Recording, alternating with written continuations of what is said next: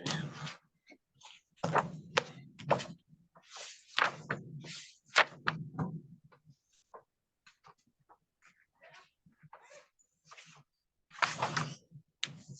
Okay, we're holding on 71A, and we're at one line above the wide lines, the last line of the skinny lines. Tanya, we thank Hashem we're able to learn Torah every day. We're learning Mishav the Beis Hamikdash. We're learning Nishmas Zava Golda Basbach Binyamin and San Josev and Sion. Forever needs to refer Shleimer.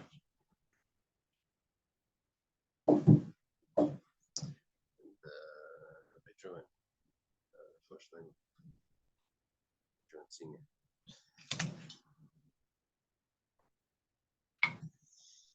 Okay. It says like this.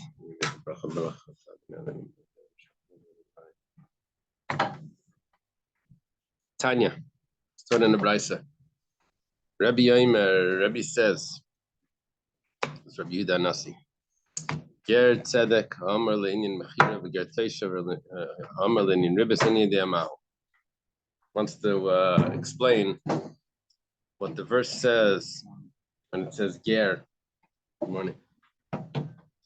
It says ger by a sale, talking about when someone is poor, the situation changes for the worse, for worse, and he has to sell himself as a slave. And it says ger by interest. It says I don't know what it means, so he clarifies. Ger tzedek amalinian mechira. What does it say over there by a sale? It's talking about when a person has to sell himself.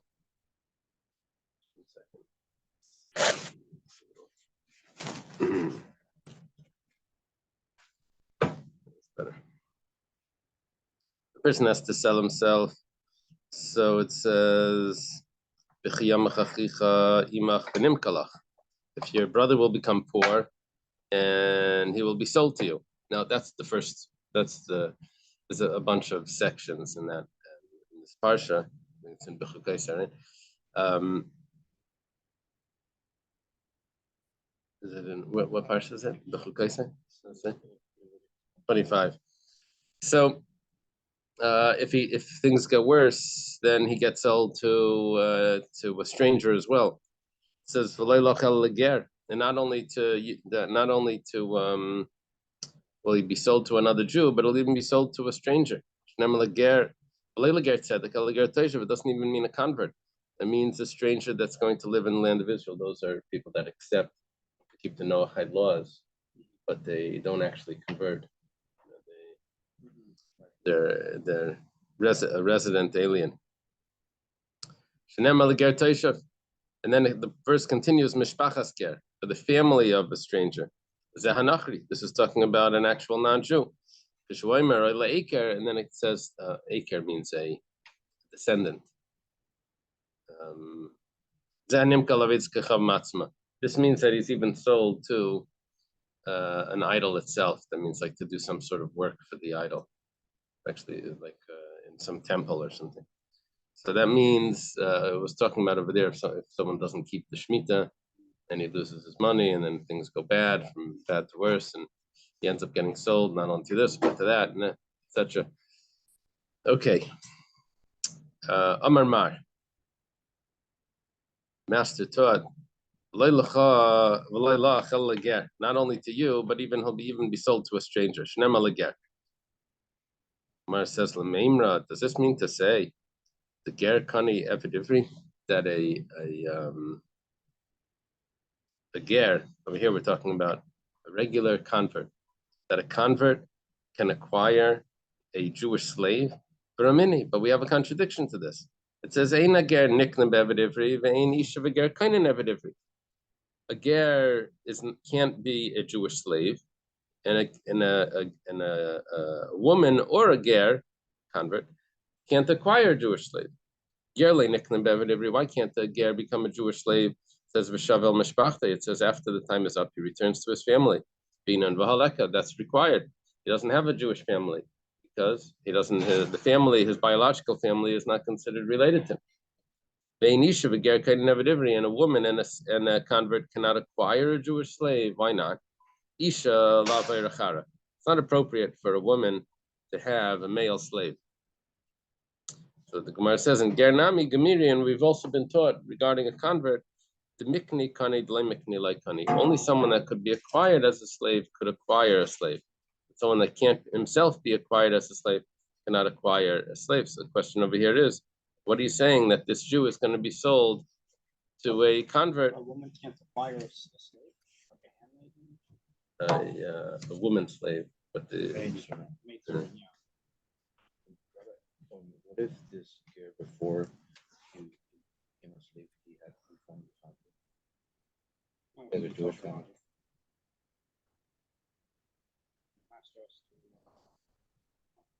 maybe, I don't know. I don't recall how we got into this.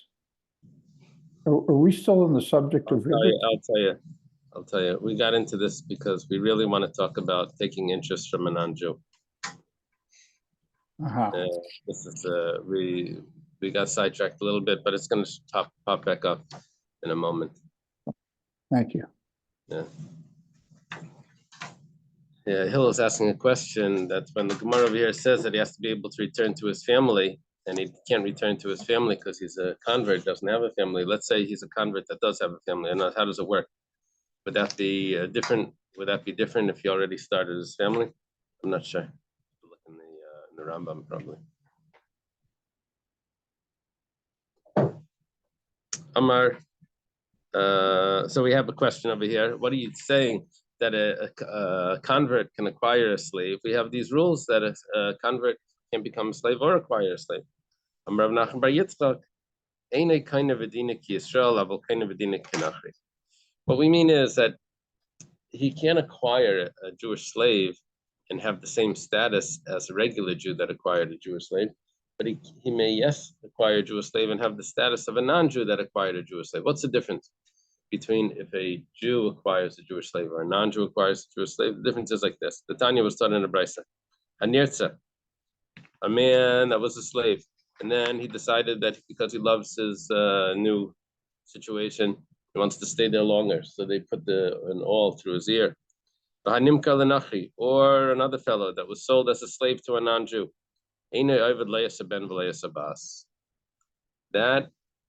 That situation that he's in does not get inherited. If the master dies, he doesn't serve the child. Now the daughter, for sure he can't serve because the girl wouldn't take, but he doesn't serve the son either. Okay, so which means over here that how was this Jewish slave sold to a convert? We're talking about he's sold to the convert. That's perfectly fine, but he doesn't. If the convert dies, he doesn't get passed over to the convert's descendant. See, it has to be talking about where he already, even if he has a family already, because how does he have a descendant, right? Yeah. So it's like two different convert situations with the target. No, it sounds like the convert doesn't have, whether he started his family or he didn't start his family, does not have the status of the Jew that buys the slave. Regular Jew that would buy the slave, if it's within the first 6 years, would get passed to the inheritor. The convert, it doesn't get passed over to his son. See, he has a son.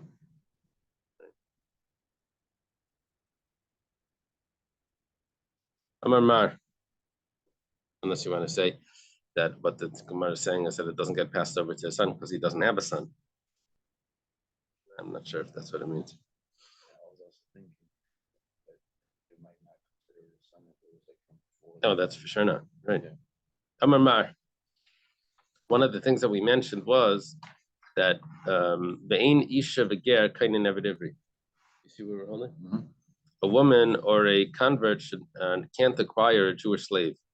Name of the Lake Reb Shimon ben Gamliel. Seems like this doesn't fit together with the opinion of Reb Shimon ben Gamliel. The Tanya was taught in the Brayse, Isha kainas hashvachas ve'ena kainas avadim. A woman, according to the first opinion here, a woman can acquire maidservants, but not slaves. That a woman can, yes, acquire slaves.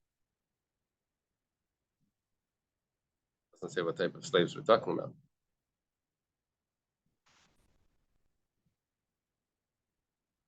It's assumed, just from reading it now, because it says shvaches, there is no real Jewish slave woman.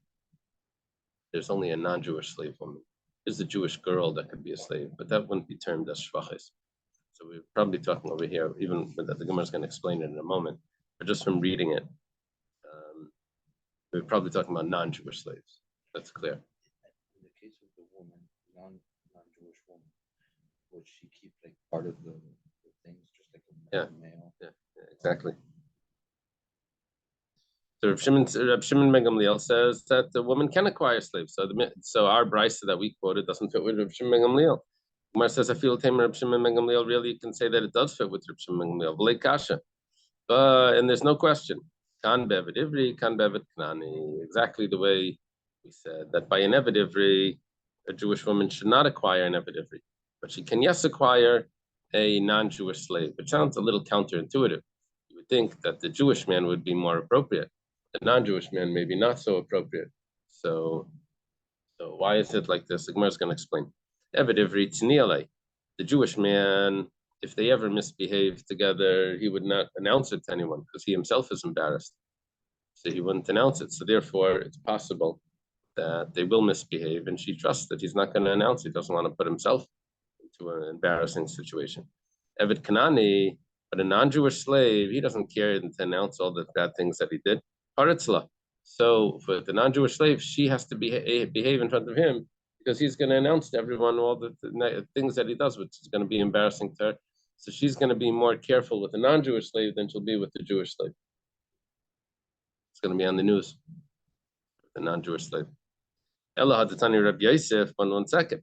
Rabbi Yosef taught, Armalta leitir bekalba.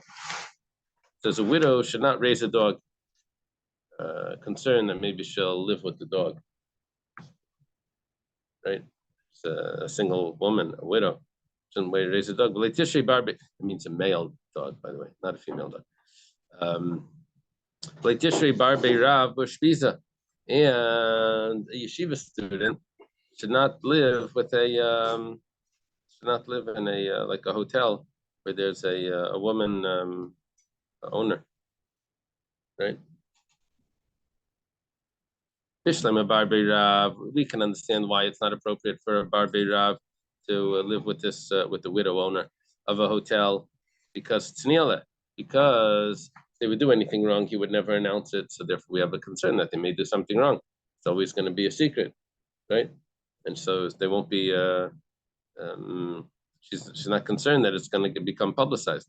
Kalba, but when it comes to the dog, even the misrach mirtisa, if she would live with the dog would always be chasing her around the whole time. It would always be, and then everyone would know what she did. So why do we have a concern with her with the dog? She knows to be careful because it's going to be publicized. Amri, so they say like this: Kivan the chishad liyum to misrach basrei. Amri inchi mishumum to the shadi lehu the misrach. She has a way of covering up what she did with the dog, even though the dog is chasing her around, because she throws a piece of meat to the dog, and then everyone thinks that the reason why the dog is chasing her around is because she has food. So they won't know that what it was really because of. So say, don't worry, I can cover it up. So that's why she shouldn't raise the dog. Okay, whatever the case is, we were in the middle of a brisa here where Rebbe said that that says a convert regarding sale, which we were talking about a slave, and also says a convert regarding ribbis. Ger Taishav, over here it says Ger Taishav, the convert, that's the resident alien. Ha'amar linyan ribbis maihi, what's the pasuk that it's referring to? The ksiv, it says in the pasuk, V'chiyam achachicha, your brother becomes poor, mata yadi imach, and he stretches out his hand, bechzaktabay, and you grab it.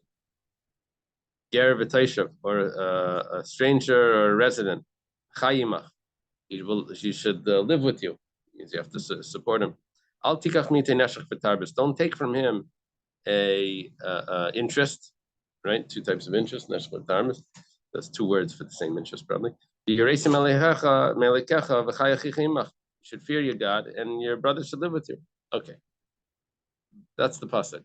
Basically, what it looks like from this pasuk is that when you're giving a loan to your brother, or to a convert, or to a resident, then you shouldn't take interest. Ramini, 1 second. It says when it comes to a non-Jew, you can lend, you can borrow from them, and you can also lend them with interest. And then it adds in, and the same thing applies to a resident alien, to the Gertaisha. 1 second, the pasuk said that you're not allowed to give interest. The Brisa says you are allowed to give interest. Rav Nachman Bar Yitzchak. Nachman Yitzchak says he didn't read the pasuk correctly. Miksiv al tikach meitam. Does it say don't take from them? Meitaiksiv. It says don't take from him, Yisrael. Even though there were several items, certain details in that pasuk. Your brother and the convert and the resident, but it was only referring to your brother, and I guess the convert, that that you don't take interest from. It wasn't referring to the resident. Okay. Taner Rabbanan. Start in the Brisa. If Ger is a convert, so then it really should have said Me'itam just because of the brother and the convert. Should have given a plural. Do you have any notes on that?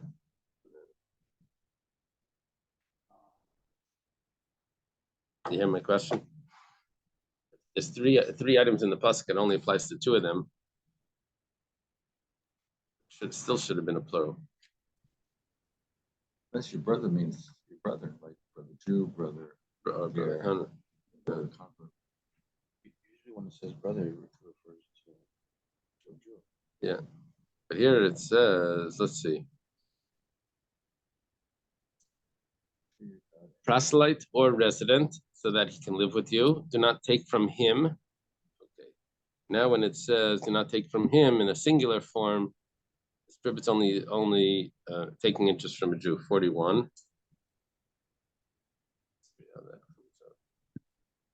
41. From the proselyte, it was a full-fledged Jew. Oh.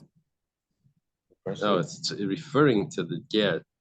The resident alien is mentioned only in regard to the clause let him live with you to sustain him in his time of need. Proselyte is a ger.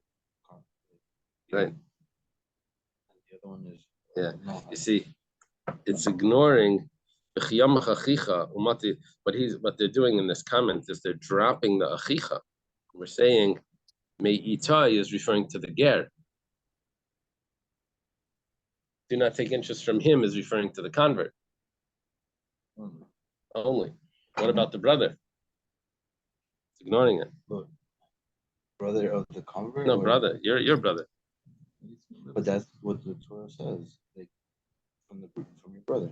So maybe the convert, it says the convert because the convert's considered brother. Reuven Shimon Levi went to the store and he bought milk. Who? Which one? Okay. So it's one of them, right? No, okay. Collectively, we're all one unit.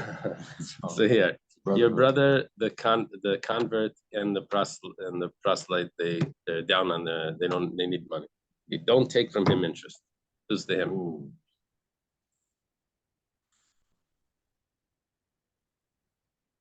Would it be considered the same person, the brother and the proselyte?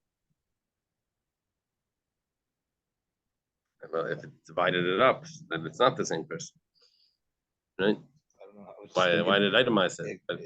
Okay. The expansion. Okay. The typo. It's a typo. No. Taner Rabbanan. Start in the Brisa. I'm leaving it on as a question. Taner Rabbanan. Start in the Brisa. Al tikach mit neshach v'tarbus avalat nas le'yariv. Don't take from him interest, but you can be a guarantor for him. Okay, we got to figure out what this is referring to. Arev Laman, guarantor for who? The way the Gemara views the guarantor is that the guarantor is not for the not for the borrower, but the guarantor is for the lender, guaranteeing the loan on behalf of the lender. That's the way that when it says a lender for him, that's the way we're going to view it. That it's a guarantor for the lender, that he's not losing his money. You can look at it the other way. He's guaranteeing, but usually, and nowadays, when you say you need a guarantor, it's the borrower that's running around searching for a guarantor. So it's about who's the guarantor helping the borrower so he can get his loan. No, but once the guy starts to fail on the loan, he has to pay the guarantor is on behalf of the lender. Yeah, he's supporting the lender. Yeah, lender. Okay. Deals with Ari Blaman, who's the guarantor? I'm sorry. I'm sorry, I'm talking to myself. I was asking out loud to myself, where's the Kenyan? Oh, they were talking about the Kenyan. Where there was a Kenyan, okay. Sorry, I was mumbling. If we say that the lender over here is a Jew, and the guarantor he's lending money to a non-Jew, and the guarantor is another Jew. But we have a brisa that says, Eloi from Belesa say the following people violate a negative prohibition. Hamalva v'aleva v'hari v'aidim. The guarantor on such a loan is prohibited.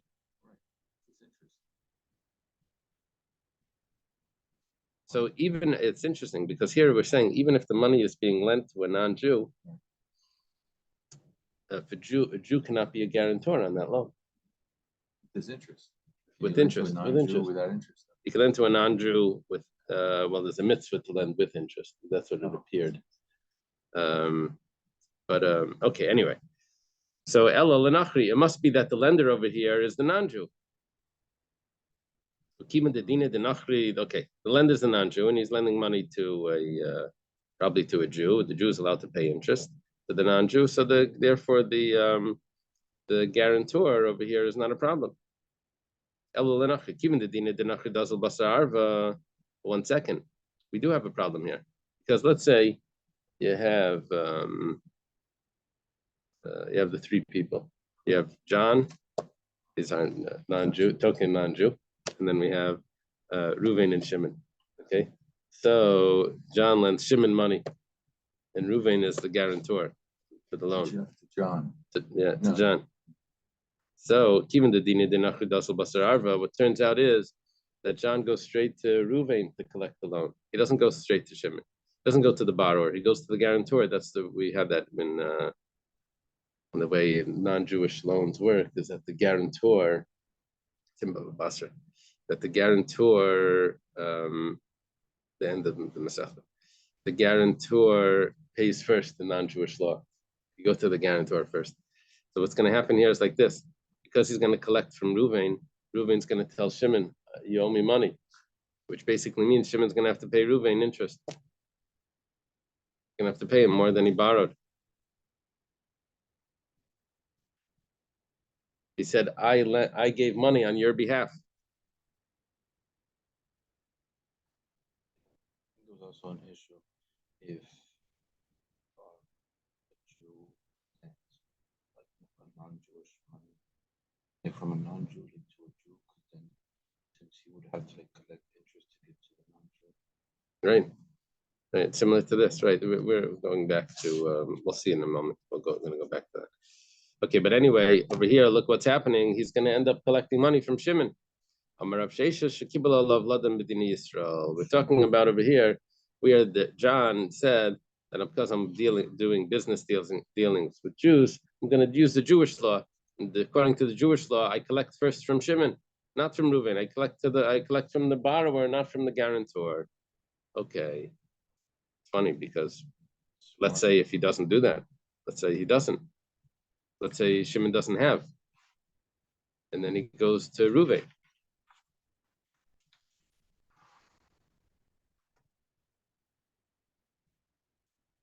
So Rashi over here says, very interesting. Rashi answers this question. Rashi says that if he's accepting the law that he first goes to Shimon, and if Shimon doesn't have, then he'll go to Reuven. If Reuven then pays that up, that's considered like a brand new loan of including the interest in the principal. Because let's say he borrowed from him $100. Shimon borrows from John $100. The interest is 20, so it's 120. So if John is supposed to go to Shimon to collect the money, $120. So good, but Shimon didn't have it, so he went to Reuven. So now this is like a brand new loan of $120 where Reuven lends Shimon $120. Then Shimon has to pay Reuven $120. Even though if you look in the history of that, that's interest. But right now it's a brand new loan. Because if he's supposed to pay, if Reuven's supposed to pay first, so then that payment of $120 is a payment of principal and interest. And then when Shimon pays Reuven, he's paying him principal and interest. But if Shimon's supposed to pay first, then when Reuven pays it, he's just lending him money straight out. That interest over there is not part of it's not interest, it's all principal. It's a new package. It's a new package. There's no question about this because basically he's just collecting what he laid out. Exactly. It doesn't make a Right. difference between principal and interest. And then it adds that when the Jew does business with a Gentile, they usually go by the Gentile law because the Jew is not able to force it on Right. the non-Jew. Right. So the Gemara asks a question on this. What's going on? How is he saying I'm going to follow the Jewish law, and then he goes ahead and takes interest? If he's following Jewish law, don't take interest, right? Rav Sheshes says he accepted one Jewish law, he didn't accept the other Jewish law. Yeah. He's making his own law. Yeah. Remember that story with the girl that was sick, and she Rabbi Tversky writes it in his book. Said there was a girl that was sick, and they said the only way to get better is if she eats pig. Says she's not, but anyway, they called the rabbi, and the rabbi convinced her that according to halacha, if this is save a life, said okay, but only on condition that it's shechted. So they find a sheikha that's willing to shecht it, and then they say okay, but now check the lungs. So they check the lungs. It turns out there was a problem in the lungs. So they have to go to the rabbi. The rabbi says, look, if it would be a cow, this would be treif. But because it's a pig, maybe it's kosher. Because, The opposite. How can you say the pig is kosher? Okay. My pathologist, he works emergency. So there was this person that needed blood. And according to their code, they don't accept blood. But his life was in danger. So the doctor told him, listen, if you do the transfusion, nobody will find out that you ever accepted blood from someone else. And the person was like, yes, do it. Go ahead. Who doesn't accept blood? One of these codes. Do you know about that? J. Certain people don't accept blood. They only accept blood from their None. no blood. Not allowed. Not allowed to. A lot accept. of the codes have that. Yeah. They don't care. They won't do a blood transfusion. Interesting. Okay. Once Is that the Seventh-day Adventist? I think so. the J. Yeah, 7 day. Probably a lot of them. Okay. Malva Yisrael Ma'isav Shal Nachri Midas Nachri Chulum. This is back to the Mishnah that a Jew can lend the money of a non-Jew with the non-Jew's permission. As we'll see the case. It's not in a Bryce. How does this work? That the Jew lends the non-Jew's money with the intention of the non-Jew, but not with the intention of the Jew. How does that work? It says like this. Let's say there's a Jewish person that took interest, he took a loan with interest from a non-Jew. Credit card. Right? Borrowed money, and he has to pay back with interest. Is about to pay it back. And Metzia Yisrael, another Jew comes along and says, he says to him, yeah, I see you have a lot of cash ready to pay back. You know what? If you give me that cash, I'll continue the payment the way you were paying.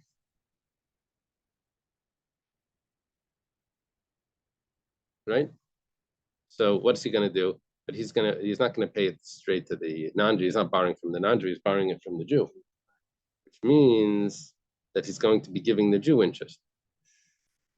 And the Jew, the Jew, Ruvain over here has the debt to John, right? And Shimon is coming to borrow. Shimon's gonna give the money to Ruvain. But if Ruvain says, Shimon, come, let's go. I'm going to John now. We'll discuss it with him. So then mutter, then that's allowed. So even though the actual transaction was that Ruvain handed the money over to Shimon, but because it was in the presence of John, so it's considered like Ruvain is a shliach to give John's money over to Shimon. And when he collects it, it's like he's a shliach to collect the money on behalf of John. Okay. Let's say it's the opposite case. John borrows money from Ruvain. Beribus. Bikishlach is ready to return it. Metzia Daf comes along Shimon and says, namely, give it to me. And I'll pay you the way you were paying him. So Shimon's going to pay John. So that's mutter, that's allowed. Because he's paying, what's the big deal? He's paying a non-Jew interest. That's acceptable.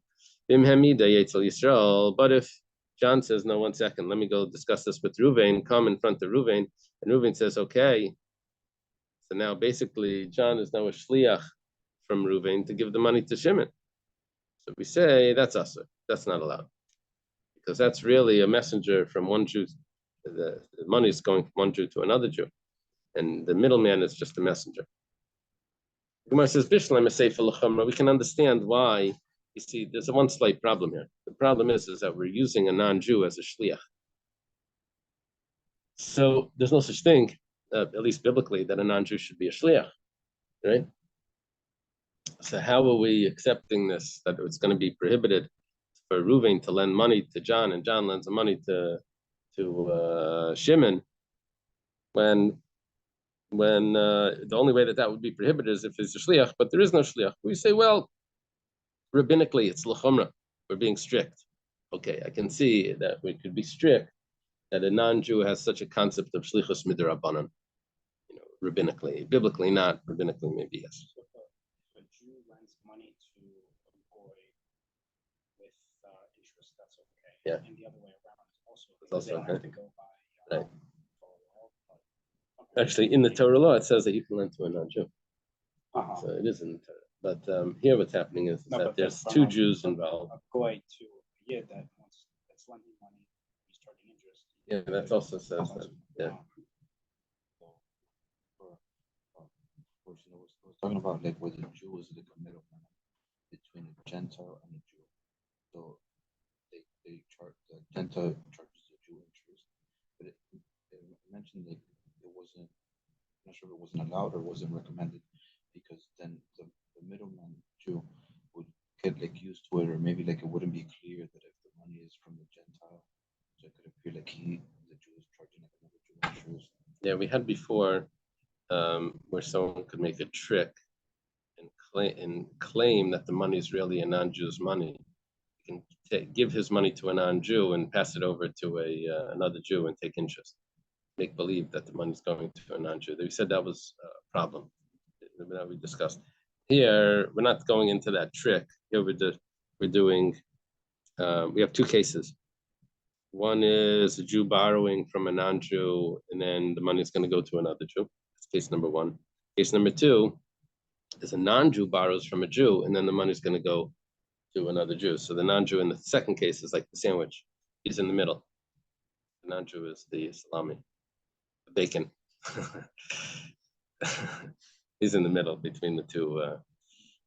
Okay, so we said that in that case, we can understand why it's prohibited, because he looks like a messenger. Okay. Elaration, the problem with the first case is that why should we say that it's allowed? Even then, shlichus l'nachri. See what's happening here is we said that if the non-Jew, the non-Jew is the lender. Okay.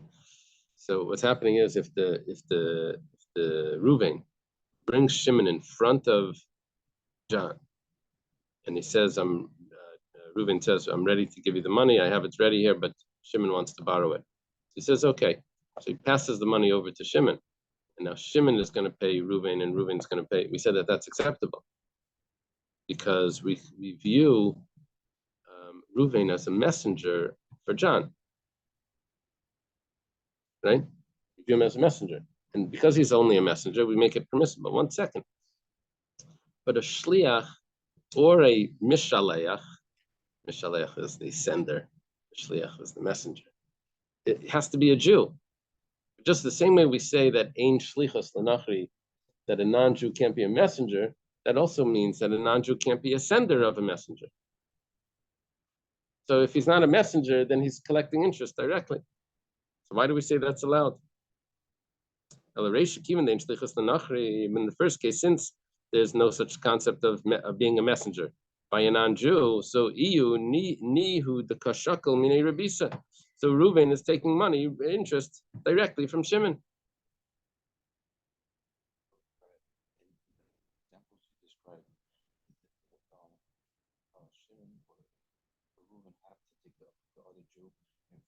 That's the only way that it's allowed. Right. Now we're asking that even when he does that, but because he's not a messenger, he's lending him his money directly. But if he takes him in front of him, it's kind of like they have their own. But who's handing the money over? So the Gemara, if Reuven is handing the money to Shimon and then Shimon hands the money back to Reuven, so can't be a messenger because there's no messenger by a non-Jew. So Amar Rav Huna bar Manayach Mishmei de Ravacha Brei de Ravika Hachmayaskin and Kagayin Damalei Henicham al Gabi Karka Pater. We're talking about over here where the non-Jew tells Reuven, says, "Don't worry, you just put it down, and you can walk away, and you're exempt." And Shimon will take the money. Oh, okay. Now we have the answer. It says Yachim Ayla Memra. So then, what's the chiddush? You're basically telling me that Reuven paid back, and now John is allowed to lend Shimon. What's the chiddush? You don't have to tell me that. Elam Rav Papa says no. He didn't say put it on the ground. He actually handed the money to John, and John hands it to Shimon. So what's the chiddush of that? Now we've mamish paid it back. It says maybe what's happening is that John is becoming a messenger for Reuven because he's handing it to Reuven and passing it over to Shimon.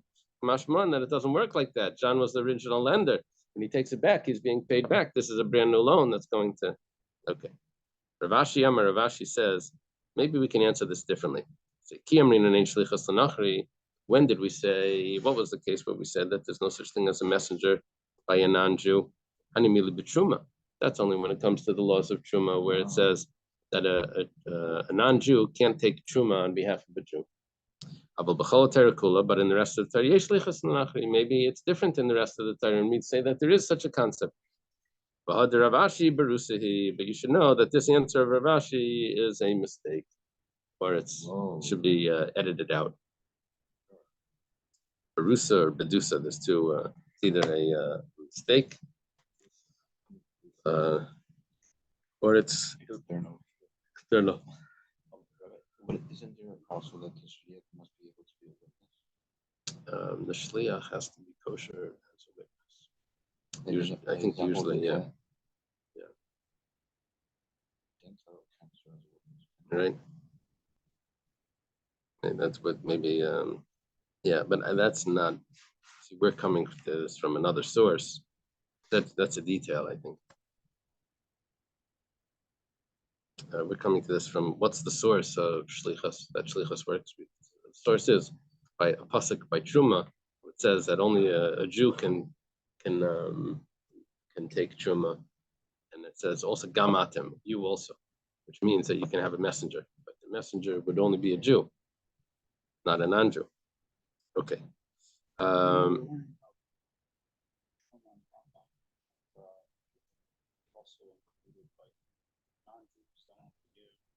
Yeah, a non-Jew can do it, but he can't do it on behalf of a Jew, without even with his permission, he can't do it.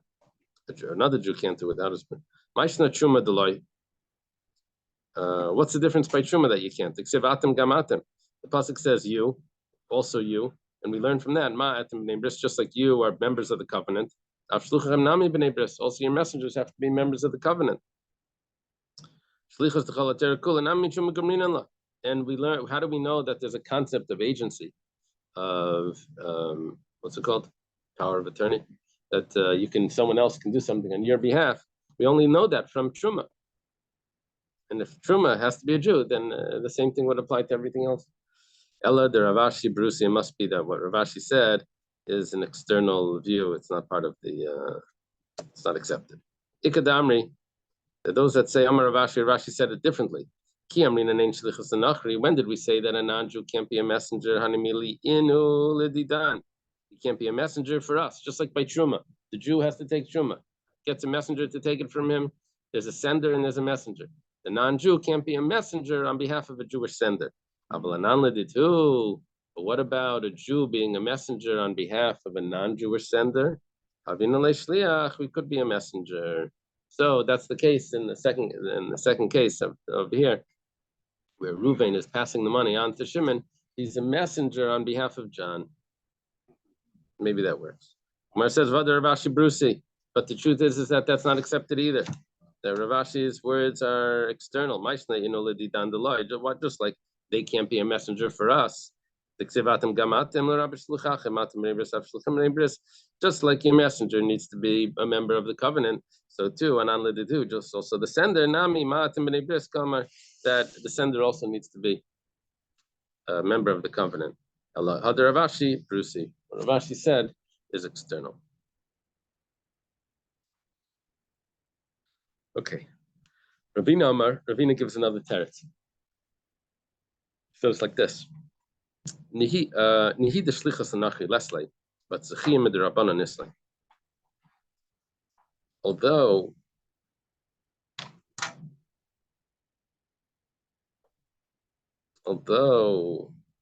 you can't be a messenger for a non-Jew, but you could acquire on behalf of a non-Jew, which means that when Shimon returns the money to Reuven, he's not giving it to Reuven as Reuven lent it to him. Reuven is taking it and acquiring it on behalf of the non-Jew. Even though he's not a messenger, but there's a difference between a messenger and Zechiyah, acquiring. It says, and I'll give you a proof. Midi dahavi katan, just like for a child. Like a loophole. Yeah, katan lava avagav lesle shlichas, just like a child can't be a shliach, but it's leizechim derabanan. But you can acquire on behalf of the child. So here also we can acquire on behalf of the non-Jew. Someone told me that his grandfather needed to use some utensil, but he didn't have a mikveh around. So the rule is that if the utensil belongs to a non-Jew, you don't have to put it in the mikveh. It's only if a Jew owns it. You have to give it to a non-Jew, and then you can use it.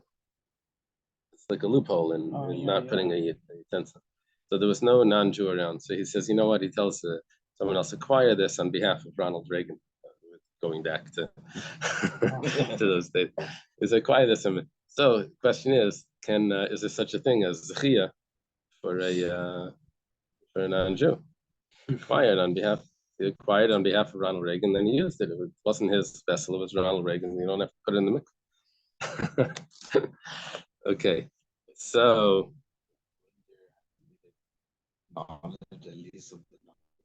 that he has a shliach. no, zechiyah you can acquire on his behalf. It's only to his benefit.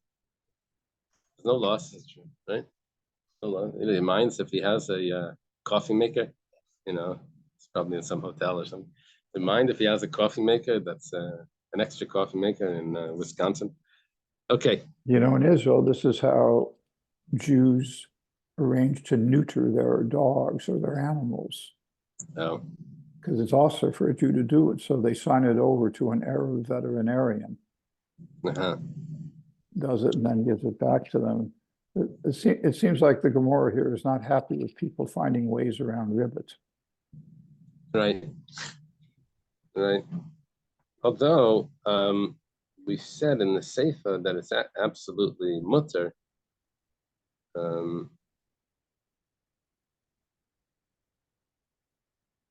Yeah. But, this isn't the way things end up, because And normally, every single person involved in rivet is a problem. It's a problem for the lender, the borrower, the sofer, the guarantor. I think.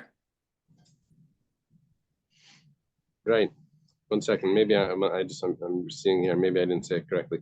The seifa was a non-Jew borrowed money from a Jew, and he wants to return it, and then a Jew is collecting from him.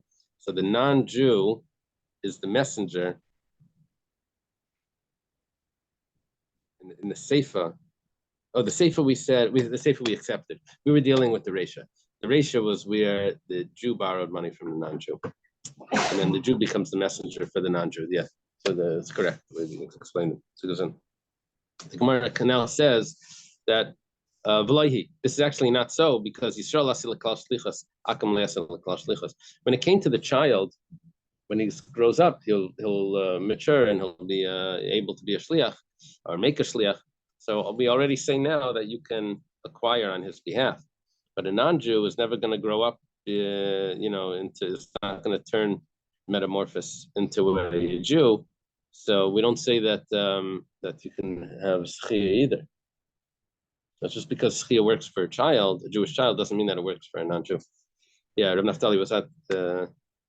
You follow this? That basically what comes out now is that Ronald Reagan doesn't get that coffee pot, and and what else here? If you broke it while you were agent for it, then you have to give it back to you. What's the obligation? Guy, you gave it to Ronald Reagan, fine, it's his coffee pot. Yeah. You broke it while using it. You have to pay him back? I mean, what happens? Yeah, I guess so. He has a whole collection of coffee pots. I don't know what causes it. You mentioned earlier about the whole the slave, how the person that couldn't become a slave can have a slave. Wouldn't it be the same thing here? Like if a non-Jew can make a shliach, like he can become a shliach. Right. That's what we said. He can't become a shliach. We now wanted to add in, okay, shlichus, okay, we accept that. He can't be a shliach, can't make a shliach, can't become. What about, can you acquire something on his behalf? And we said, probably you can acquire on behalf of a child. He said, no, you can acquire on behalf of a child because the child will become eligible to make a shliach. But he'll never be able to make a shliach. You can't acquire on his behalf. Okay, so that argument's still good. Now what? Okay, so what happens in the end? We'll have to go back to those other answers where he said he handed it to him. He handed the money back. By the way, on the previous page, the comment that this is a mistake on the part of Rav Ashi. Yeah. Given that he was the last, who's saying this? Yeah.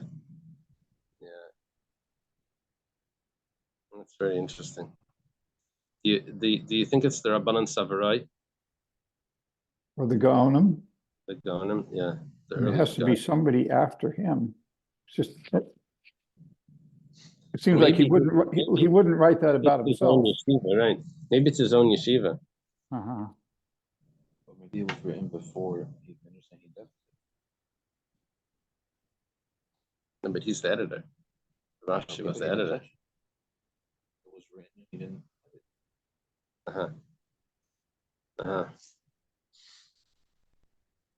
Is he only the editor, or is he also the writer? If he's only the editor, if Rashi is only the editor, then maybe this was written in the transcripts of the yeshiva conversation, and he just put it in and didn't edit it out. Oh.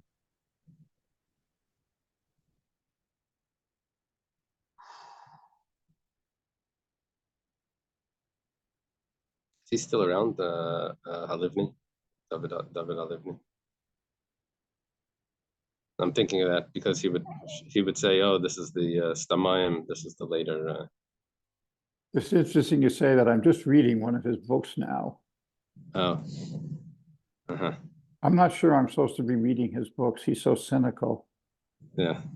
You know what I mean? Yeah. That's not the Holocaust one, right? Yeah, Jewish theology after the Shoah. Yeah. But Yeah. he gets into his view of the Talmud and Uh-huh. issues in it. I think he's passed away. Uh-huh. Okay. Tanarabanan.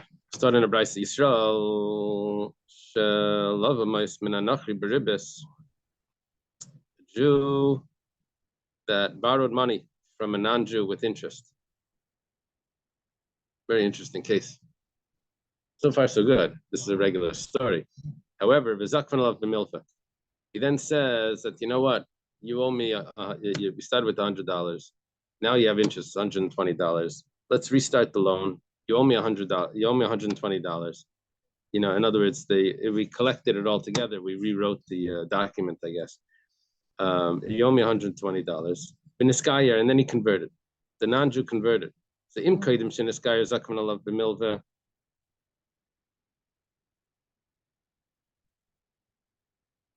If this what is it called when you redo like a loan, you put everything together, you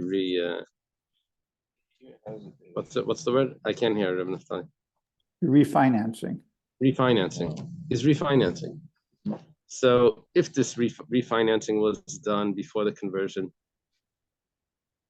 then gave us a ribis. It's a brand new loan. You can collect the interest as well, because there's no interest on this new loan. This new loan is 120 straight out. You owe me $120. But if the refinancing was done after the conversion, then gave us the kermin and gave us the ribis. You can only collect the principal, but not the interest. That refinancing is basically interest. That whole thing is interest. The same the other way. If there was a non-Jew that borrowed money from a Jew with interest, and then he refinanced it, and then he converts. If this refinancing was done before the conversion, gave us a can, gave us ribis, the Jew can collect from the non-Jew both, even after he converts, because it's a brand new loan. If this refinancing was done after the conversion, so then gave us a keren, gave us a ribis. You can only collect the principal, but not the interest. Rabbi Yossi, listen to Rabbi Yossi. If there's a non-Jew that borrowed money from a Jew with interest, Benkach gave us a keren, gave us a ribis. Even if the refinancing was done after the conversion, he still has to pay. Amar Rava. Amar Rav Chisda, Amar Rav Huna, halacha Rabbi Yossi. The halacha like Rabbi Yossi. Amar Rava, my time with the Rabbi Yossi. Rava says, what's Rabbi Yossi's reason? Why is he being so strict on the convert? He says, Kadesh layoimru b'shvil ma'isav niskaya, is that we don't want anyone to say that the reason why he converted was because he was getting a discount. If he converts, he doesn't have to pay the interest. We don't want anyone to say that it was converted for coupons. Yeah, makes sense. Makes sense if you have a lot of debts and the interest is huge, right? And you convert, it's all wiped out. What do you say about like converting to get married? That's another discussion. Oh, It's a problem. We say that you don't set it up like that originally. It's not the chatchila, but we say after the fact the conversion is accepted. Yeah.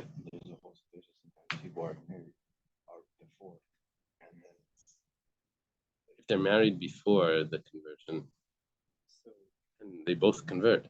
no, I'm saying like intermarriage before the conversion. Oh. So then the whole thing. Oh, then it gets very interesting over there. Yeah. Because they didn't need to convert to get married. Right. Okay. No, even socially, sometimes the person would never. Yeah, sometimes the parents don't allow the grandparents don't allow the child to marry a non-Jew. So they bring I understand. So they bring the girl to the best and they say convert her because my parents don't let the marriage. So that's a problem. But if they're married already, and after many years they decide, you know what, we should convert. Married, de facto, whatever. They're married. We should convert. They should. So then we say that they're not converting for for the marriage. They were married anyway. Then Yeah, They've been married got it. 15 years. Yeah. Then they have another wedding. okay. Taner Rabbanan. Started in a brisa. Starts a kasa by ribis, a document that it's written in it interest. Reb Meir is quite strict over here. He says that if you have a document that violates the Torah rules and you put interest into it, you can't use it at all.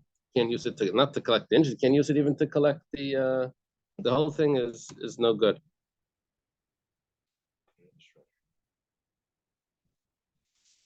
There's a discussion somewhere about the witnesses on the document. If they signed on a document, do they become puzzle? And so maybe it's not good because of that. But it's not related to ruining the witnesses. That's not what we're discussing. This is a special kanas, right? Yeah. We're going to compare it to some other things though, but yeah. The Chachamim say you collect the principal, but you can still collect the principal. The only thing you can't do is collect the interest. In other words, you can divide this up. The kosher part of this document you can use, the non-kosher part you can't use.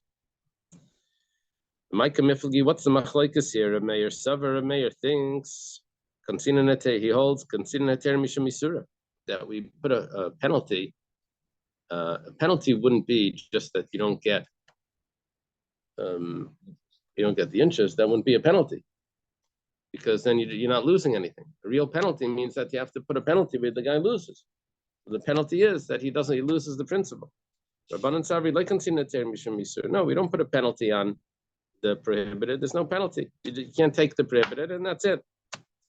Tanan Hassam was taught in a brisa. Shtori chayv hamukdamim. Taught in a Mishnah.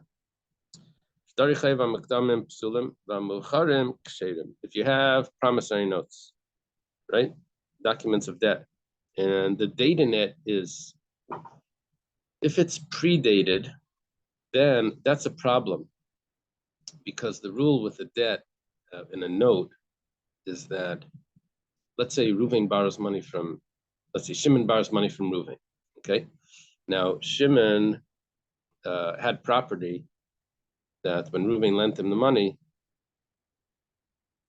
he had property that Reuven knows that he's going to be able to collect from. Okay, then Shimon doesn't pay back, and Shimon also sells those properties. So because Reuven has the promissory note, he can go to the purchasers of the properties, the Levi. He can take those properties, because those who have a lien on them to the. Okay, let's say in the note it says that he borrowed money. It's in the actual borrowing of the money was in Nisan, but really the money, but the note says that they borrowed in Tishrei 6 months earlier. What can happen then is that Reuven can end up going to the purchasers of properties that were sold before the loan even took place. So that's prohibited, because that could be a trick that they're doing to get properties away from purchasers that have. And how were those purchasers supposed to know that there was a problem if there was never a loan? So that's possible. Mucharim ksherim. But if the promissory note has a later date, the following Tishrei, right? The money was lent in Nisan, and the note says that the money is being lent the following Tishrei, then that's ksherim, that's kosher, because there's no trick that you can do. It's only a loss to the lender, right? There's no trick there. Why are the promissory notes that are predated? Why are they puzzled? According to the Chachamim, okay, so you can't collect from the original date, but collect from the date at least when the loan was given. But viewing this like a document with interest, it's a document and it has a problem. So ignore the problem and just keep the what's correct. That's funny. Jeff says he wants to post-date a conversion for after Pesach. Okay. Reb Shimon ben Lakish. Reb Shimon ben Lakish says machlokes shnei Reb Meir. It's a machlokes, and this view over here is following Reb Meir that says that the entire document is invalid. That was Reb Meir's view, And that's what we're doing here. We're following Reb Meir. Rabbi Yochanan says, you don't have to say that. He's telling his brother-in-law, Reb Shimon ben Lakish. Let's say, I feel Tamer Rabbanan. Say it's really the Rabbanan. Because Zeira Shemi Yigvim is Manrishan, but over here, we have a problem. The problem is that maybe they'll show up in another Bezdin that doesn't know the actual date of when the loan, this and that, and they'll end up collecting. So therefore, we cancel out the whole document.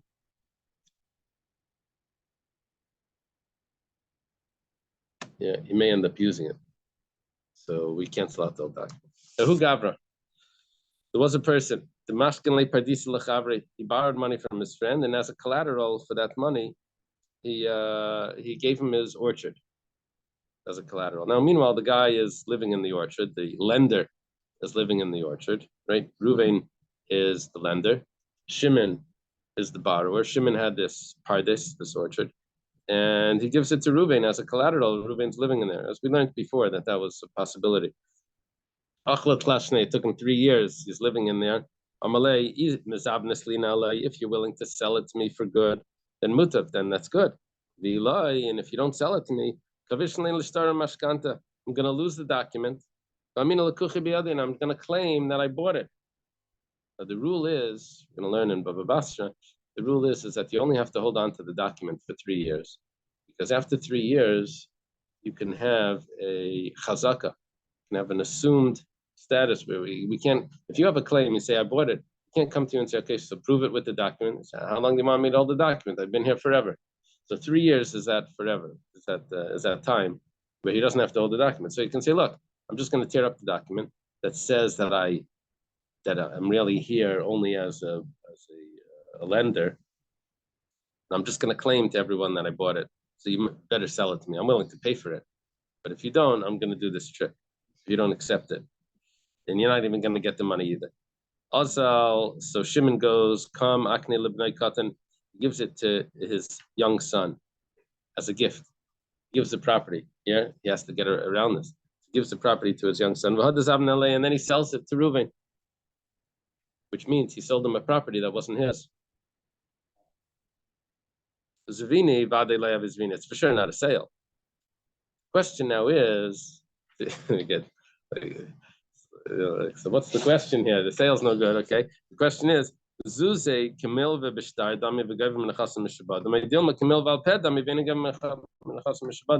happened was, because he made the sale, so Reuven paid Shimon for the property. Now he wants to, when he finds out that the property wasn't even sold to him, he wants to get the money back.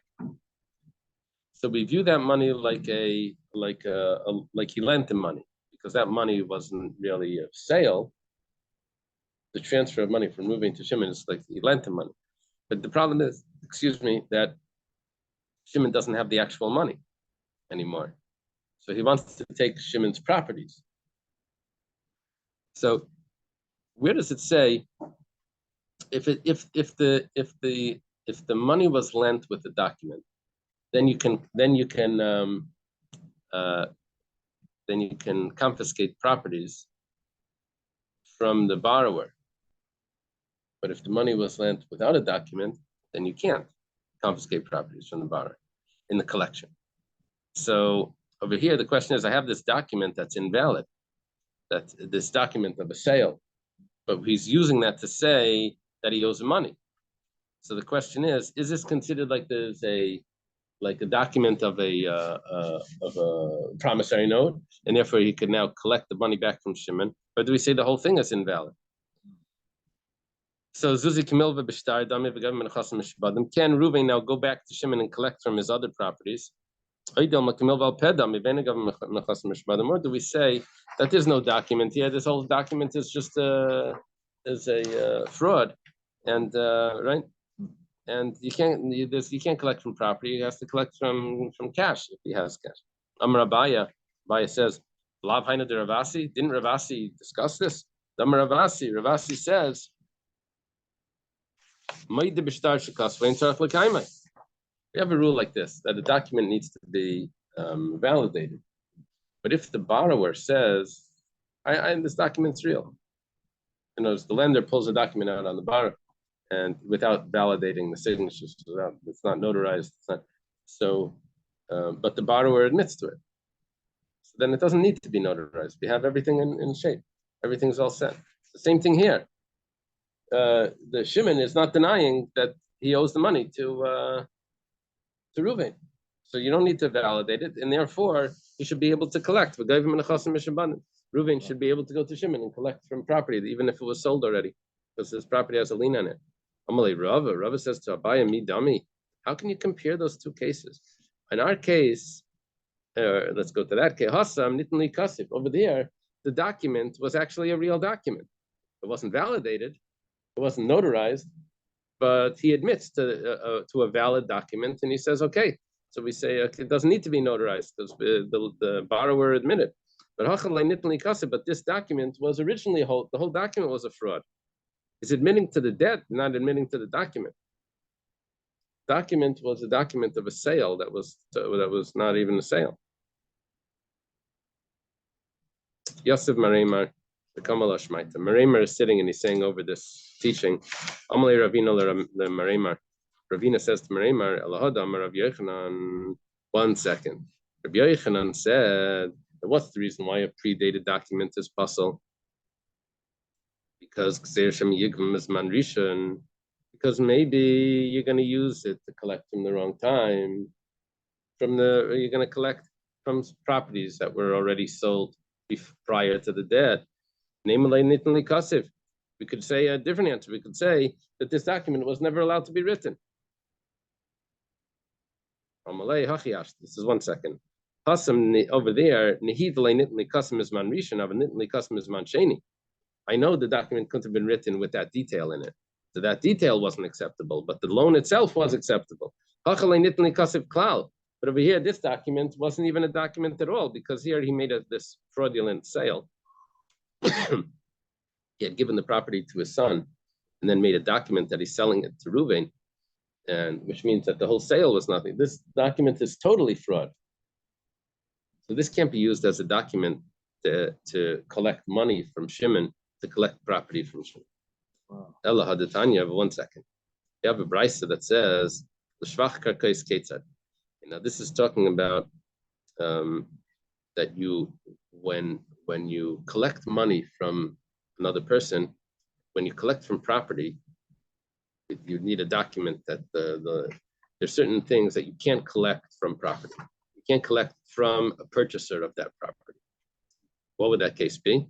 For the improvements of property, you can't collect. The case goes like this. Someone stole a field. He stole it and he sold it. So Reuven stole the field from, Yaakov, and sells it to Shimon. And Shimon puts in a lot of improvements into it. The property gets worth more. But then Yaakov shows up to Shimon. He says, "Get out of my property." He says, "Let me go get my money back from Reuven."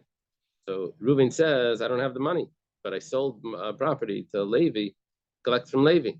When he's collecting, the original purchase price of the property that he paid for it, he can collect from property that was sold from Levi. Shvach, when it comes to the improvements, all that extra money that he put in, that he can't collect from Levi. He can only collect from Reuven himself. No, Yaakov was the original owner.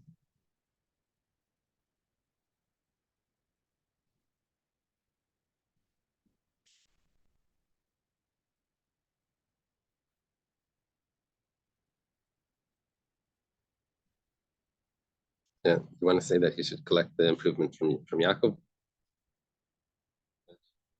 That's what I thought we were before. Right. Maybe you're right. What does it say in the notes? Does it say? I'm not sure. I was thinking. I was trying to follow. There's multiple characters in this one.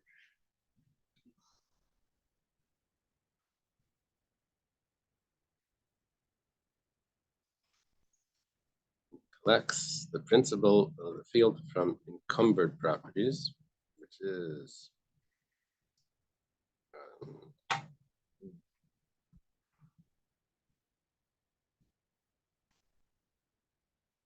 They don't get into it over here. Whose property is collecting from?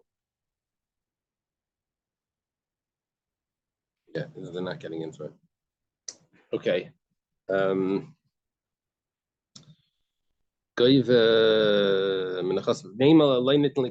One second. Why are we saying that you can collect at all from properties? This whole document is invalid because the whole sale was invalid. It was the whole thing with the field. The owner the newest owner had planted the field, and then the original owner was going to collect, so that the improvement. Right. Let's take a look at it. And then they went like deeper, like later on, like if the fruit were like so big or almost ripe, get like more back for the fruit.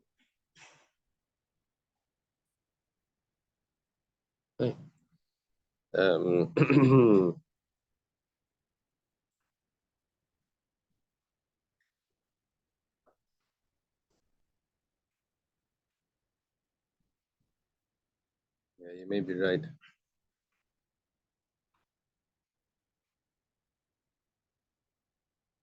I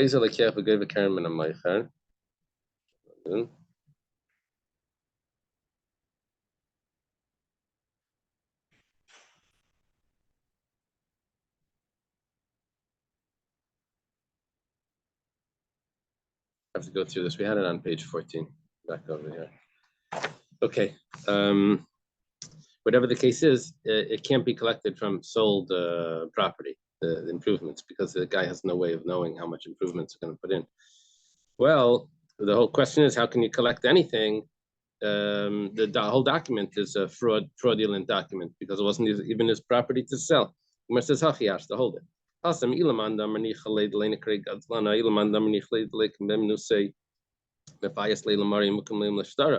Over there, back on the Fidalit, we're talking about where we had two possibilities. Where the guy went to the seller, where the guy went to the original owner, and he bought the property. The Ganav had sold a property that wasn't even his to someone else, and then he goes and buys the property. The question was, can he then go to the purchaser and say, "Get out of my property! I just bought this, but the one that I sold you was." So we said, "Oh, that's not really what happened." We said, really, when he goes to the guy to buy it, he was actually buying it on behalf of the purchaser. He didn't want that the purchaser should come back to him and claim that you're a thief. So he was actually buying it for him. That's what we said before. So over there, the document is, the person is trying to make the document, making it, he's trying to correct it. Over here, well, he's doing exactly the opposite. He's trying to make the document invalid. Because over here, he had given the property to his son and then written in the document for the purchaser. Let's go a little further. We mentioned this before, that you don't, if you want to buy the future produce of this year, you can't set a price on that until the market price has already been accepted. So Yatza Hashar, but if once the market price is accepted, then they can make up that arrangement, that deal that I'm going to buy from you. Well, what we're talking about is that this guy may not have all his produce yet, but somewhere in the market the produce is already coming in, so we know what the price is for this year.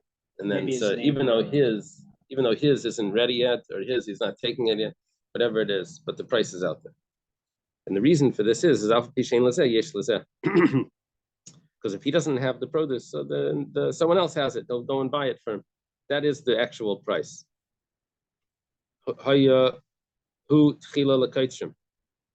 If he harvests first, and there is no price, but he happens to have his grain ready, somehow his grew early. And because of Pesachim el Agadesh, Vala Ovid, Shel Anovim, Vala Matan, Shel Seisim, Vala Beitzim, Shel Yetzer, Bunch of details here, but it's the same point. If he actually has it,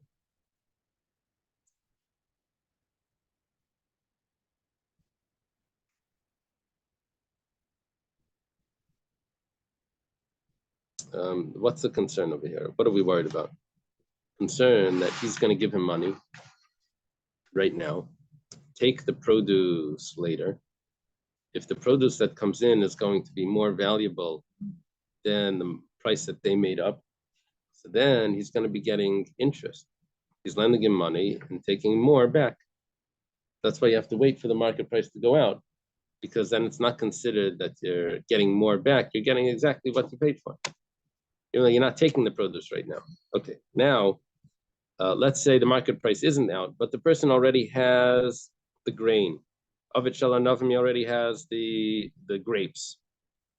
This is before they're pressed.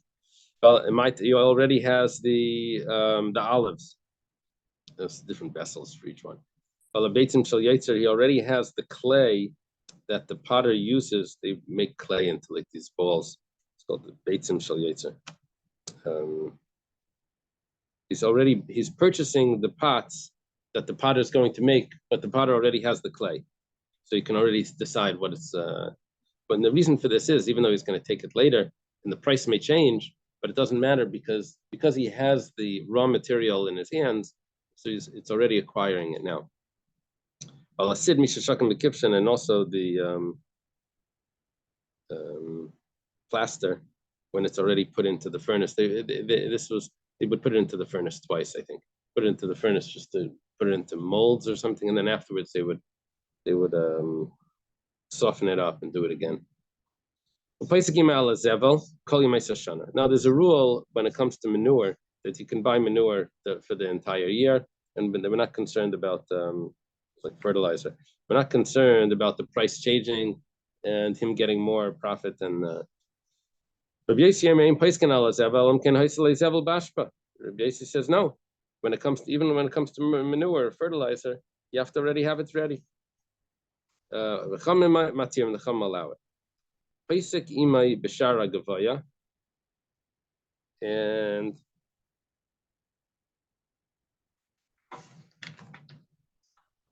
there's always a constant supply. There's always a constant supply. Okay, here we're saying that if the guy says Shara Gavaya, it's a little confusing because it sounds like the highest price, but it's actually the lowest price.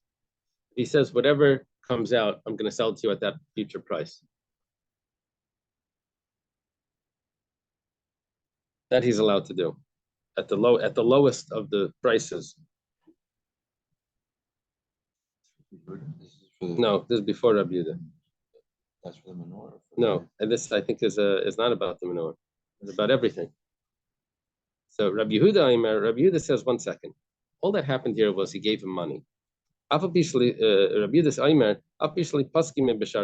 if he didn't give him even if he didn't make up that I'm going to give you the lowest possible price, he can still tell him, he says, either give me the best price that you have or give me back my money, which basically means that doesn't mean that he's making up the best because the guy can say, okay, take your money back.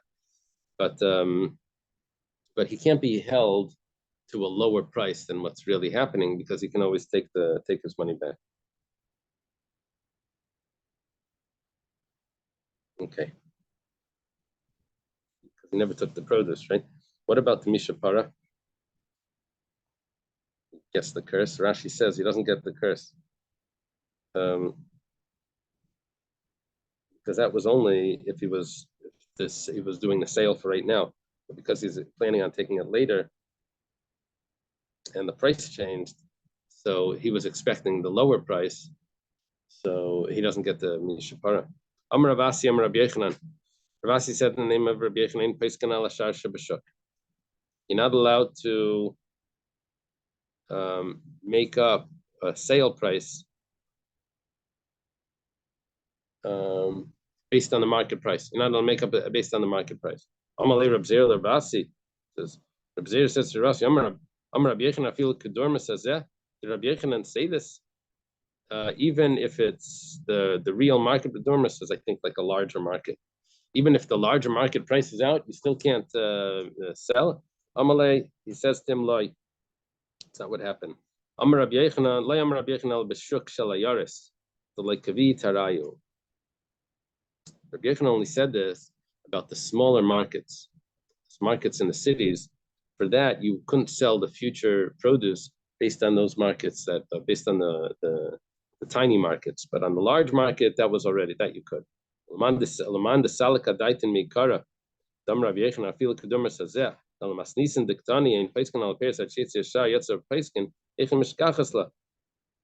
How could we have thought even to say that Rabbi Yechanan would say that you can't make an arrangement, make a contract on the future produce, even if the market price is out? The Mishnah says that you can.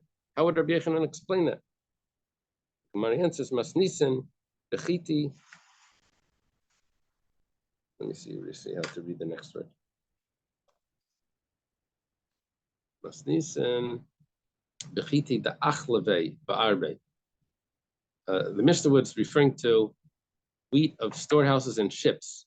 Achleve is storehouses and Arve are ships. The Mashach Taratve, whose price lasts longer. I guess when they have a large amount of produce that's coming in, so then they have a real price that lasts, and that you can make up on. Put it in the value. So we'll leave it over here.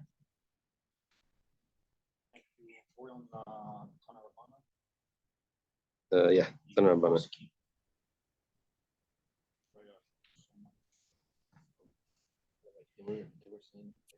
Okay. So Alivni died in 2022. Oh.